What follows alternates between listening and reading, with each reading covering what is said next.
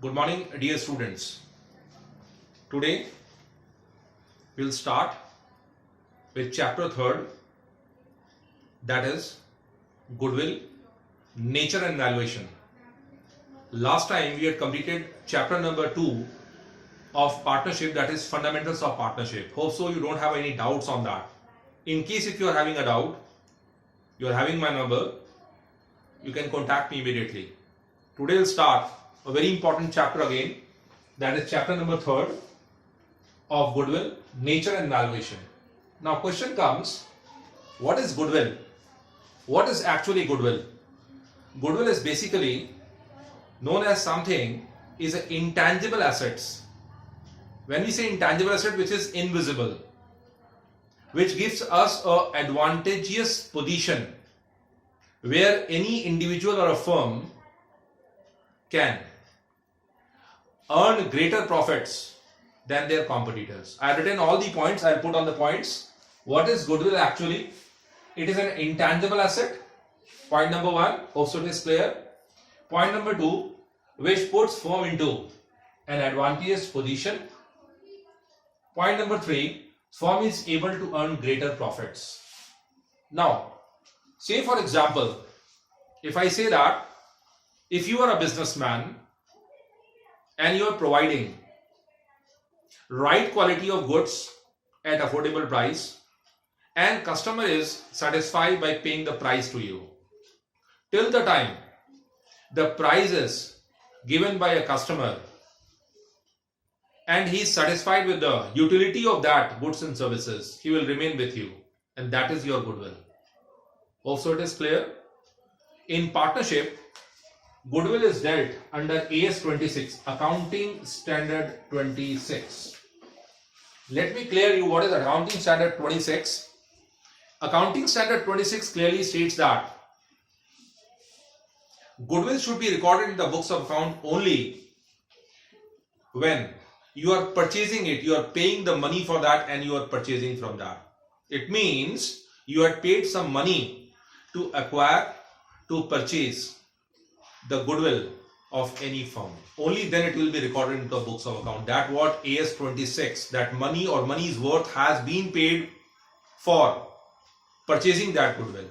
If it's a self-generated goodwill, right, it will be recorded in the books, but the word goodwill should not come. Now let me explain you what are the factors which affects the goodwill. What are the factors which affect the goodwill? Point number 1, efficient management. Sir, what is efficient management? Efficient management is something what happens. Always management is having three resources in their hand: physical, financial and human resources. Any management is able to manage these resources appropriately, they are able to earn higher profits, and thereby what happens? They will earn the higher goodwill. Point number 2, location.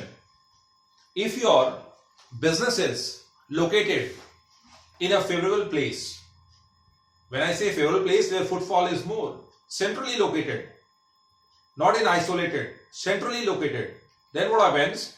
Footfall will be more customer will come to your business and you'll get repeated sale. So once your profit is higher in that location, footfall is more because you're getting repeated sales, what happens? It means your goodwill should be higher. Next is quality. As a businessman, your always responsibility is that you should provide quality products to your customers. Only then what happens? They will retain with you, right, as a customer. And then what happens? They will give you a repeated sales.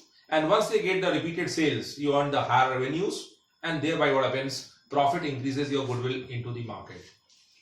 Point number 3rd, access to supply. Access to supply is that, say for example, if you are a businessman and customers are what happens coming to your place, and what happens, anyhow by hook and crook you are making available of goods and services for supply, right? Whether it is shortage of goods and you are able to arrange for your customers. So the customers knowingly know about that. Okay, yes, this basically businessman arranges the goods for us. business. And what happens? That access to supply gives you advantage in terms of earning the greater revenues. And that's what happens, the goodwill increase for the firm. Point number next is favorable contracts. If you are having a favorable contracts, say for example, you are having a good contract with your, what happens, the manufacturers, and you are arranging the goods and services in due time for your customers. Customers, what happens, becomes loyal to you and they will give you regular business. Regular business will what? Generates revenue and profits, and thereby what happens, your credibility increases into a market, and what happens, the firm's goodwill will increase. Next is advantage of patents. Let me clear you what is patents. Patents are something, what happens, which are utilized for production as a technology. And if you are having a technological advantage, right, so in that case what happens, you will upbeat your customers. It means your product has been having advanced technology in that. You are giving some extra USP to them, so they will pay the higher prices or the prices which are determined by you. And what happens, they will give you business. It will increase your revenue and profits, and then what happens, you are able to earn your goodwill into the market. Next is some other factors like after sales service, good customer relations, good labor relations. These all are the factors which affects the value of goodwill. When we say after sales service, of course nowadays, if you are purchasing a product, and most probably 99% businesses offers you after sales service, whether you are satisfied with the product or not, right? They will ask you, keep on asking on regular basis. Sometimes where you are not satisfied, so they will send somebody, right? And what happens, they will satisfy your utility of the product. Next is good customer relations. Customer relations is very important for building the brand. Once a brand is built, it doesn't mean that customer will retain with you. You have to keep very, that means a good relations or good rapport with your customers. Once a good relation is there, by mouth advertisements, they will give you more business. More business means more profit and your credibility in the market. So these are some factors which I explained you. Hope so it is clear to all of you. Any points? Maybe I can take one more point, like advantages of patents. Patents, I told you about that in patents, technology we take it. Any business basically who is having a technological advantage will earn higher credibility into the market. Like you see about Apple, right? You talk about Samsung, they are coming with the advanced technology, and what happens? They are luring the customers for demanding of the products and they are supplying it. Now, so two things I discussed. What is goodwill? It is an intangible asset which is invisible, which puts firm into an advantageous position. Number 3, firm is able to earn greater profits out of that. Factors are affecting goodwill is efficient management, location, quality, access to supply, favorable contracts, advantage of patents. Other factors like after sales service, good customer relations, good labor relations. All these are factors which are affecting. So we have discussed 2 points now. Now I am going to the third point, that is need for valuation of goodwill. Now what is the need for valuation of goodwill?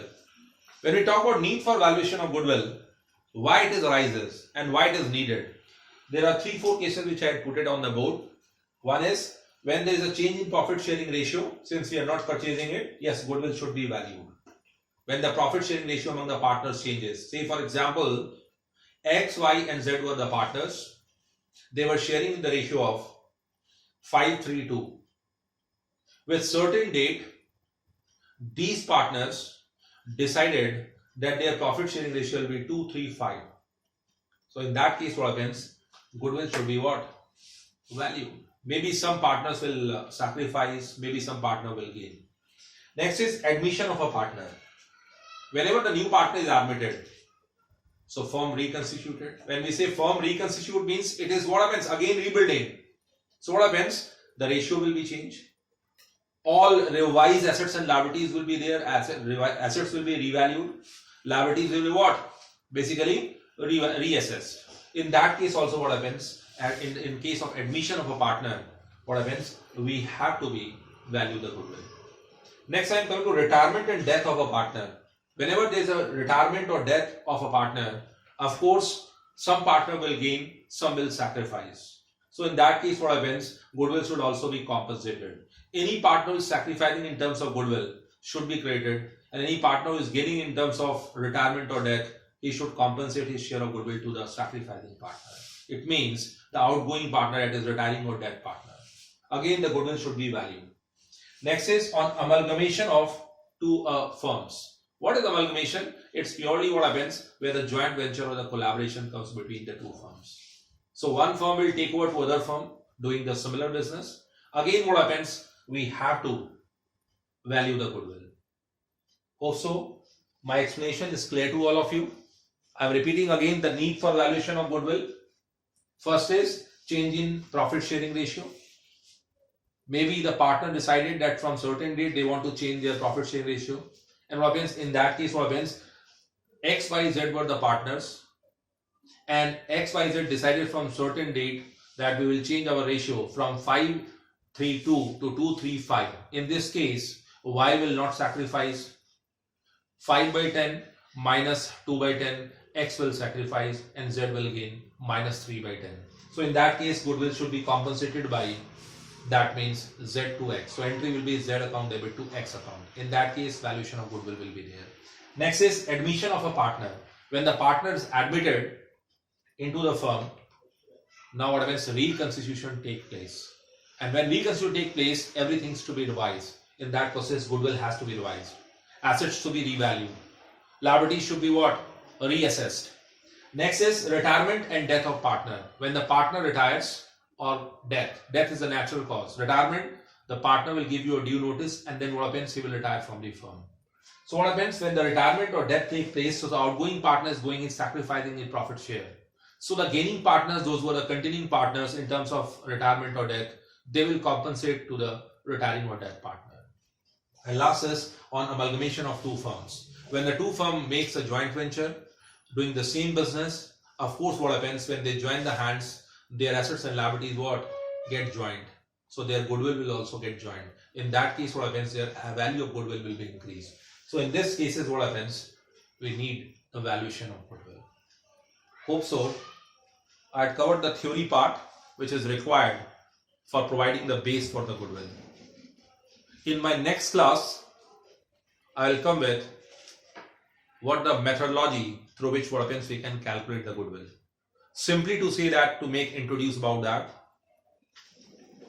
to value the goodwill, there are three methods: average profit method, super profit method, and capitalization method. I am repeating again, to calculate the goodwill, the three ways are there, three methods are there to calculate the goodwill. Point number one is average profit method. Point number two is super profit method. And point number three is capitalization method. In my next lecture, I will come with the methodology of goodwill and the numericals, what happens, how to calculate the valuation of goodwill. Thank you.